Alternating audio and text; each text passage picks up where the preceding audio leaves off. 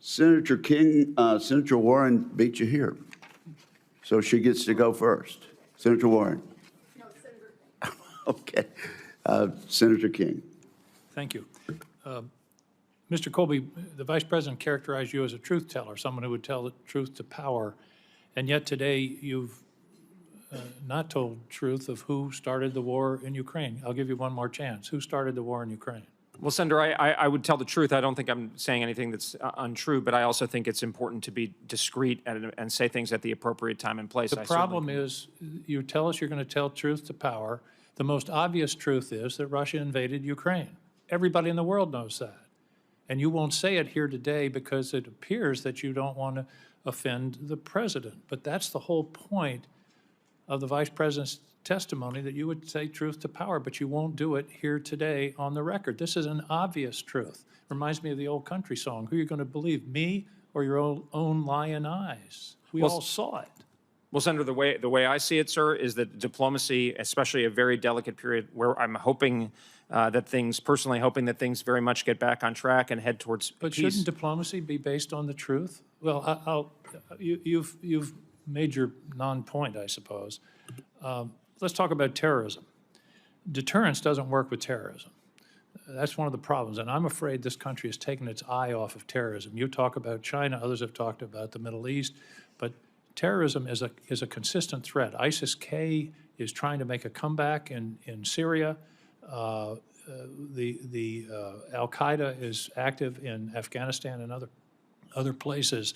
But deterrence doesn't work. They don't have a capital city to blow up. They don't care about dying. Intelligence is our best defense against terrorism, and yet we're seeing the greatest loss of jobs, of firings in the CIA in something like 50 years. Talk to me about how do we deal with the threat of terrorism when we're cutting our intelligence capacity? Well, Senator, I very much agree with you about the enduring threat of terrorism. In fact, when I wrote my book, I thought, and I did the defense strategy with others back in 2017, 2018, this is something I was very much thinking of. In fact, a little personal. I mean, I was walking with my two sons, who obviously don't remember this, but on last 9/11, and conveying to them how vividly I remember that. So that is not something that I take for granted. And we do have, a transnational jihadi terrorism. So I think this absolutely does. And my argument would be, and if confirmed, I would ensure, to the extent it was in my power, that preventing terrorist attacks against Americans and our allies where possible should be an enduring role of the American military. Obviously, that's a critical part of intelligence as well. But as I've thought about this for many years, intelligence is really the best defense. Deterrence doesn't work, as I said, and yet we're eviscerating our intelligence capability as we're sitting here today. Well, Senator, I couldn't speak intelligently. I'm just reading the news reports about what exactly is going on in terms of at the CIA and others. But I have confidence that Director Radcliffe and others are making things more efficient, more focused, more lethal. I know they're trying to make, in fact, try to encourage, as far as I understand, try to encourage case officers and others to go into more dangerous assignments precisely to prevent such an outcome. I hope you're right.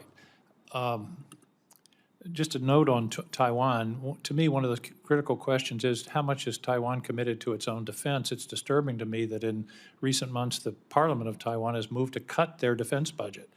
And how are we to be expected to think about sending Americans into harm's way on behalf of a entity that doesn't seem all that interested in protecting itself? Are you disturbed by that move in the Taiwanese Parliament? I'm profoundly disturbed, Senator, and I think the question that you're raising is one that I've heard not only Democrats but Republicans raise often in private.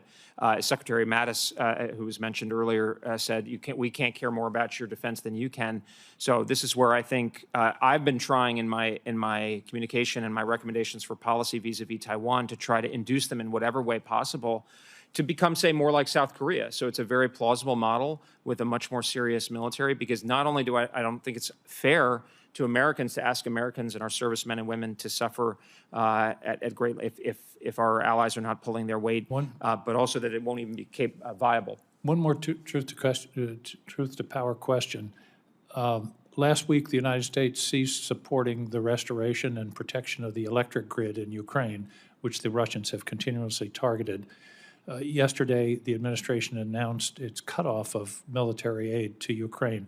Do you believe that those two things together, undermining the security of Ukraine in this critical moment, are good ideas? Senator, as I said, I think the critical thing at this point is for advance in the peace process and for us, including Kiev, to cooperate. I think there's an opportunity. You're all about policy. I'm asking, do you think the cutoff of aid to Ukraine yesterday is good policy? Well, Senator, I'm only seeing the reports recently, but I think we need to I think the president has a plan for us to end this war and a sustainable model for a secure and sovereign Ukraine and a Europe that can, be more defensible. And I think that's the route that we should all take. Thank you, Mr. Chairman. Thank you very